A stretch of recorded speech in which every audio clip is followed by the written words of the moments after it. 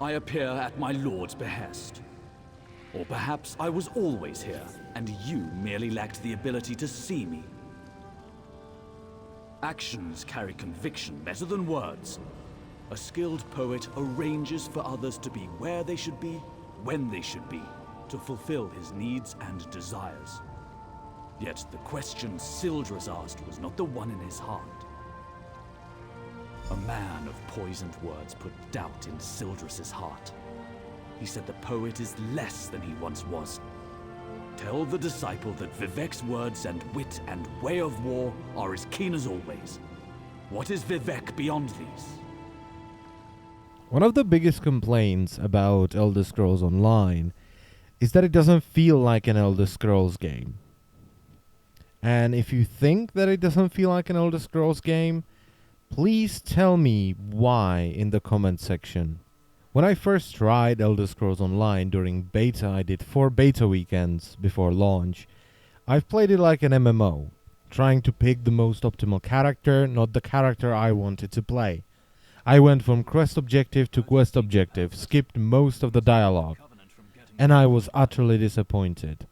Now, I bought the game few days ago, but this time I decided to play it like an Elder Scrolls game. I decided to slow the fuck down, listen to all the NPCs, get invested in the storylines, and just explore and enjoy it. Nothing more, nothing less. No expectations. Just me trying to have fun. And for the first time in 10 years of me playing MMOs, I was immersed, completely consumed by an MMO. I started playing at around 2 p.m. The next thing I know, I am level 8 and I'm killing level 3 monsters. And on top of that, it's 4 a.m. And I should really go to bed or move to another zone. But I don't want to. I want to finish everything. I got immersed, I got invested in these storylines, and I wanted to help the NPCs. How is that possible in an MMO? This is the most immersive MMO I have ever played. And it is definitely an Elder Scrolls game.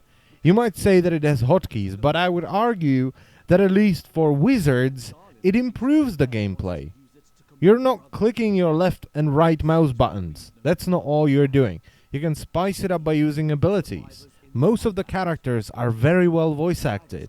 The zones are beautifully designed. Now granted, I've only seen the 3 different starting zones. If you start as a Dark Elf, for instance, you will move to a Nordic island. And it feels like you're in Skyrim. And the starting zone for Dark Elves, it feels just like Vardenfell. It's exactly the same. The architecture, the monsters, everything. How can you say that this is not an Elder Scrolls game?